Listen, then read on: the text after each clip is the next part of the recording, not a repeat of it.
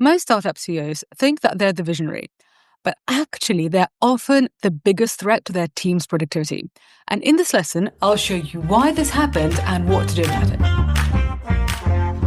Welcome to the Tech for Non-Techies podcast. I'm your host, tech entrepreneur, executive coach, and Chicago-based MBA, Sophia Matveeva. My aim here is to help you have a great career in the digital age. In a time when even your coffee shop has an app, you simply have to speak tech. On this podcast, I share core technology concepts, help you relate them to business outcomes, and most importantly, share practical advice on what you can do to become a digital leader today. If you want to have a great career in the digital age, this podcast is for you. Hello, smart people. How are you today?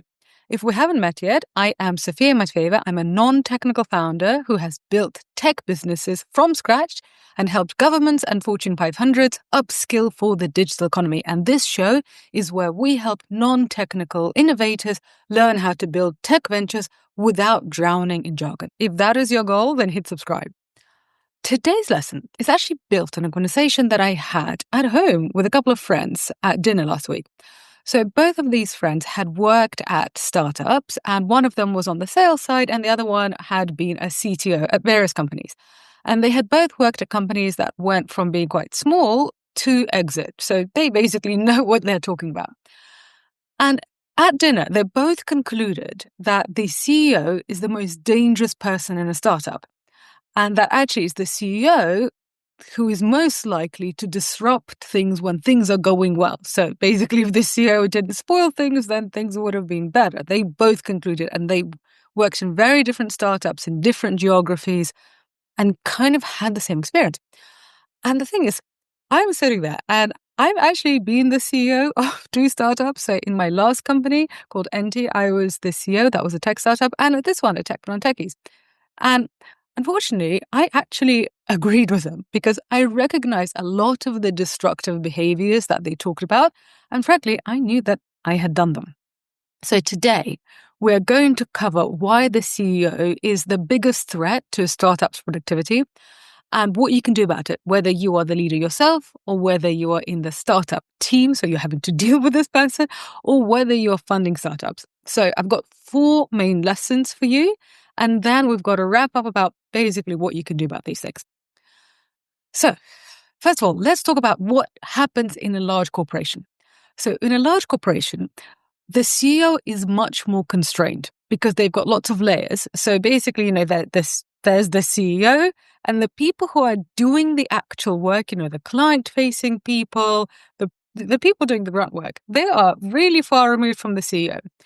And moreover, the CEO, if they come up with an idea, it has to go through a strategy department. If it's really big, it has to go through board approval. The board might not approve. They have to convince the board, investors, and so on. So basically, the CEO is much, much more controlled.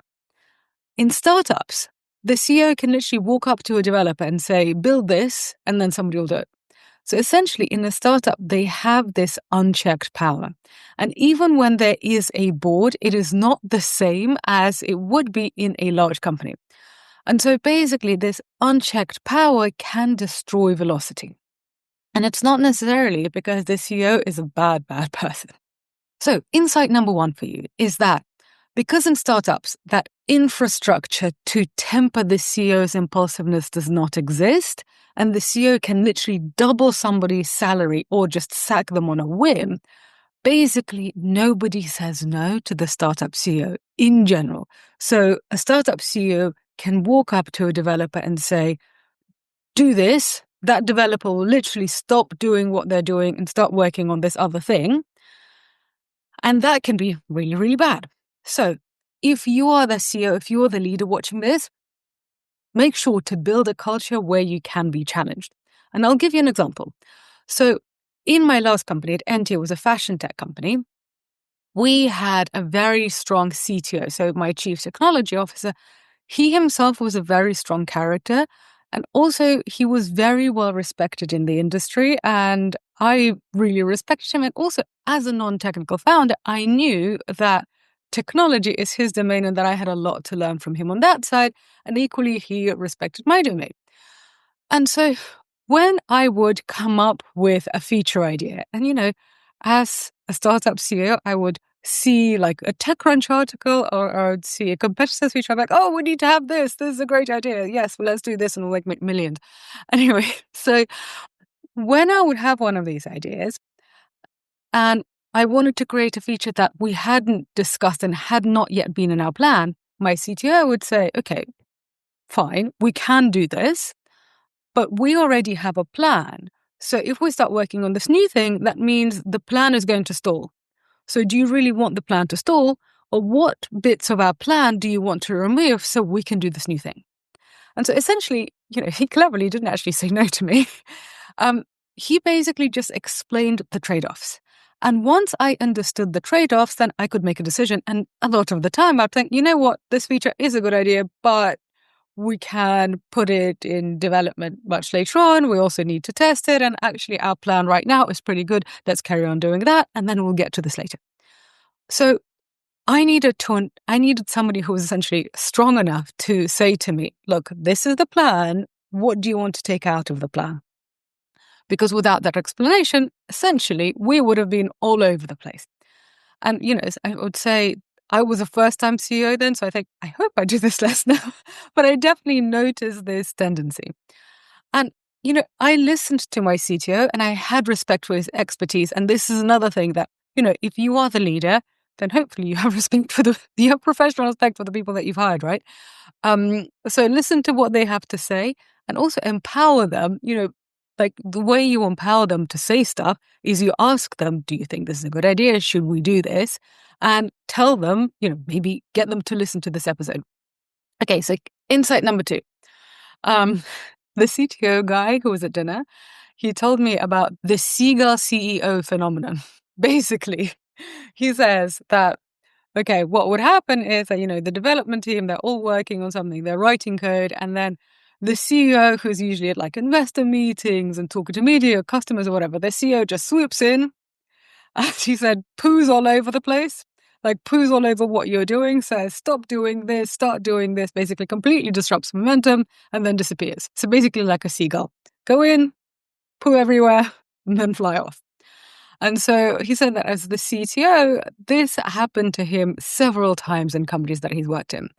And he said that as the CTO, he would be left cleaning up the mess because essentially they would be working, they would have things in their sprint, say they've got a plan, this is what we're going to release within the next week. Then the CEO comes in, all of that basically gets disrupted, and the CTO somehow has to make sure that their timelines are not slipping and people are not completely demoralized. Obviously, this is really hard. So developers call this requirements churn, or even worse, developer paralysis. And also another thing that he told me about is that, the CEO wasn't always around to make all of the decisions, which is correct in a scale-up. And there will be other senior leaders who would say, okay, we need this in the product roadmap.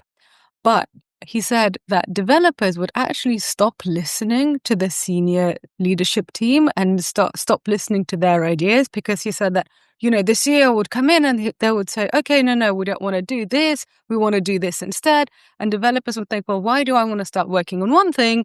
Because, the main guy is going to come along and change everything anyway. So why bother?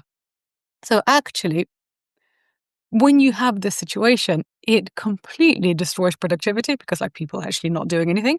And also the people who are not doing anything, they are very expensive and often, really highly educated. So if you annoy people like that, they will leave and they can have other options, and replacing them is difficult and expensive.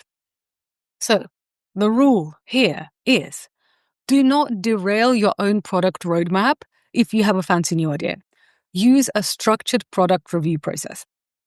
Remember the story that I told you about above. So essentially think about the trade-off. So if you have a product plan, so you have agreed that within the next couple of months, these are the features that you are going to create. You know why you're going to create them. You're going to create them because your customers said that they wanted them. We have some sort of commercial idea for why it's a good idea. So you have this plan. And what you really don't want to do is just be like, no, this is all rubbish. Let's do this. if you are going to derail your own product roadmap, essentially your entire company is going to be all over the place, and so is your team. Okay, so now, insight number 3. There is little to do for the CEO before the product is ready. And this is when I find the CEO can be really, really annoying, and I speak from personal experience. So have you ever seen on LinkedIn when somebody says that they're a founder and it says, the company is in stealth mode? Stealth mode basically means that, okay, the company exists, you might have raised some money, you actually have people working on the product. So the product is being made, the app, the algorithm, whatever is being created, but it doesn't yet exist. It hasn't yet been released. So at this point, for the CEO, especially if they're a non-technical founder, they kind of don't have much to do because they can't raise any more money before the product is ready. They don't have any customers and, they can kind of go around and recruit customers to a point. But before your product is ready, you're very limited in what you can do. You can't really promote it and you can't really raise money. And, the team are developers, so you can't really supervise them. So basically, that's when, as the CEO, you are kind of being like, okay, I'm the most important person in theory, and I can't really add value. So this is when CEOs try to busy themselves, basically by trying to get involved in things that either they should not be getting involved in, or by creating new features for the first version of the product. So this is another thing that the CTO told me. He said, well, I've been in several situations where we are working on the first release, so the minimum viable product. We're working on that. And then the CEO is kind of restless and there's nothing to do and keeps on coming up with new ideas. And we say, yes, these ideas are good, but this needs to be in version 2 or in version 3, because if we keep on being distracted and we keep on putting in new features into the minimum viable product, we're not going to release it on time.